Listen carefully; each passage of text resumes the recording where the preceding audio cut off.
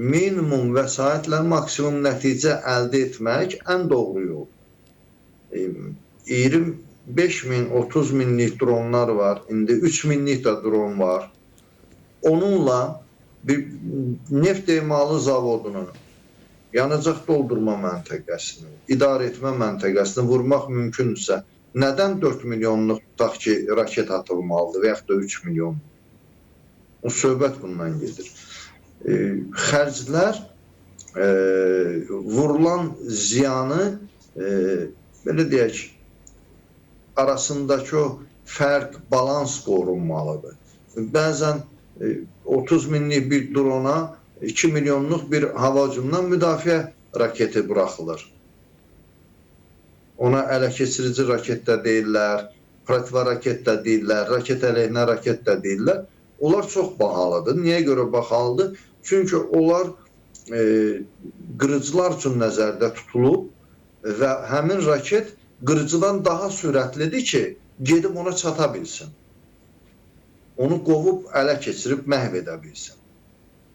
Hər zaman görüş kursunda raket atmaq olmur. Yəni, hədəf gəlirsən də o önünə atırsan, onu ələ keçirir, məhv edir. Bəzən hədəf keçib əraziyə, arxadan ona raket buraxılır.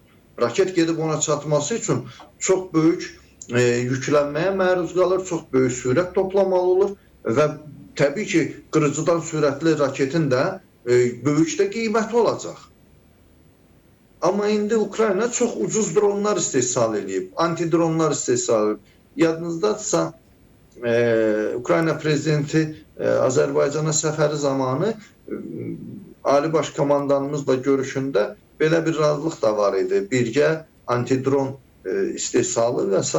Biz bunların yekun nəticələrini bəlkə də sentyabr ayında görəcəyik. Artıq Azərbaycanda keçirən ADEX 2026 sərgisində çox sayda həm yerli məhsulları, yeni yerli məhsulları, o cümlədən də özəl şirkətlər tərəfindən, bax altını cızıram, əvvəllər belə bir şeylər çox çətin başa gəlirdi Azərbaycanda, çox ciddi maneələr yaradılırdı özəl şirkətlərə. İndi qanunvericilikdə müəyyən dəyişikliklər edildikdən sonra, Azərsilah Holding yaradıldıqdan sonra özəl şirkətlərimiz çox sürətlə xüsusilə də dron sahəsinə böyük diqqət yetirirlər. Çünki dünyada ən çox tələbat duyulan onlardır. Hər gün minlərlə dron istifadə olunur. Bilirsiniz, insan riski yox. Məbləğ böyük deyil. Operatorun, yəni pilotun hazırlığına böyük zaman istifadə olunmur. Üçüncüsü də vurulacaqsa vurulsun, dron vurulmaqdan ötürüb də. Bəzən dronun vurulmuş, partladılmış vəziyyəti belə böyük yanğınlar törədə bilir. Yəni, vurulur, yenə öz üstünə düşülür də düşmənin. Heyət olmadığına görə eyni gündə biri var aviasiya vasitəsi gündə tutaq ki, ildə təyyarə 7, 8, 10, 30 təyyarə istehsal edənlər böyük, güclü korporasiyalar ildə. Amma söhbət son nəsil qırıcılardan gedir. Amma dronu bir gündə minlərlə istehsal etmək olur, minlərlə. Ukraynada mən bir qonaq vardı, onunla görüşdüm, dedim, dron ehtiyatınızın tükənmə ehtimalı və yaxud o zavod vurularsa nə edəcəksiniz? Dedi ki, bu bir 20 gün, 15 gün bundan əvvəldir. Dedi ki, 3 milyon yarım ehtiyatımız var. Bura gəlmişdilər, Bakıda görüşdü. İndi isə Zelenski 2 gün öncə artıq dedi ki, 10 milyon dron ehtiyatımız var. Ukrayna əməliyyatlar teatrında inqilab edib. Bunu bir mənalı olaraq demək lazımdır. Və bir çox sahələrə Ukrayna dronları birbaşa uçuşlar həyata keçirə bilir. Yəni, əhatə radiusu genişlənib. Moskvanı vururlar, Sankt-Peterburgu vururlar. Neftlə bağlı, benzinlə bağlı böyük problemlər yaranıb. Krımın ətrafında atəş səngimir. 4 körpü var orada. Körpülərin demək olar hamısı vurulur. Talonla yanacaq satılır. Baxın, dünyanın hər yerinə neft satan ölkə özündə talonla və yaxud da QR kodla.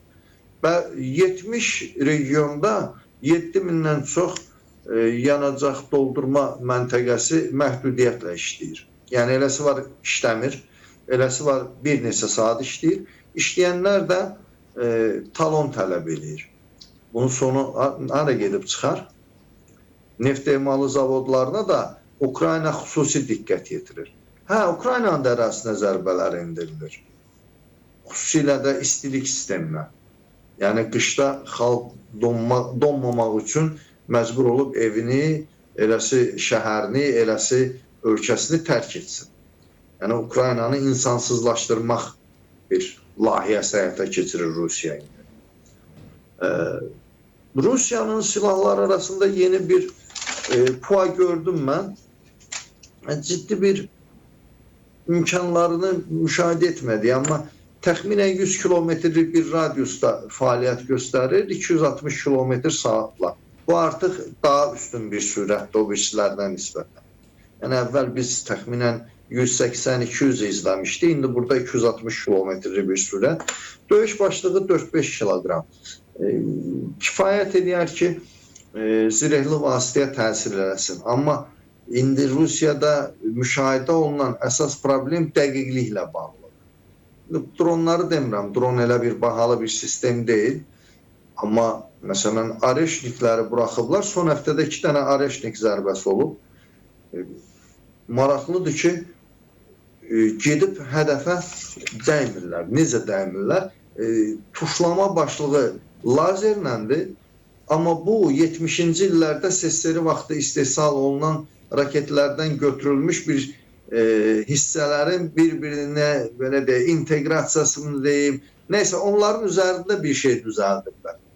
Burada o sensorlar temperatur məsələsi, fərqi məsələsi var.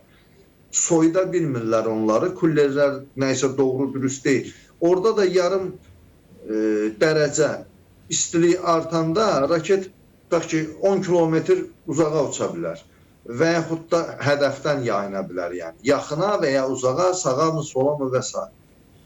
Bunu tənzimləyə bilmirlər. Son zərbələrdə biz gördük, Areşniklər tamamilə hədəfdən yayındılar. Biri Xerson, Donetsk istiqamətində itbat oldu ümumiyyətlə. O birisini də atmışdılar, gedib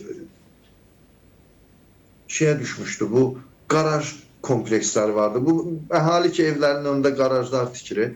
Oraya. Yəni Areşnik kimi bahalı bir sistemin oraya gelib düşməsi, bu inanmıram ki kimsə elə bir zərbə planlaşdırsın. Donetskə düşəndə Rusların öz nəzarətində, işğal altında olduğu ərazidir. Ora düşmüşdü.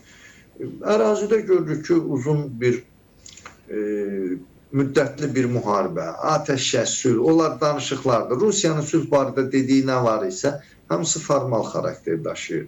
İranın özü də, Rusiyanın özü də bu dövlətlərin idarə etməsində belə bir şey var. Ona qarşı qoyacaq real hərbi güc varsa, onlar bəlkə də nəysə düşünəcək. Yoxsa belə bunlar danışıqla, diplomatiya ilə nəysə razı olacağını düşünmür.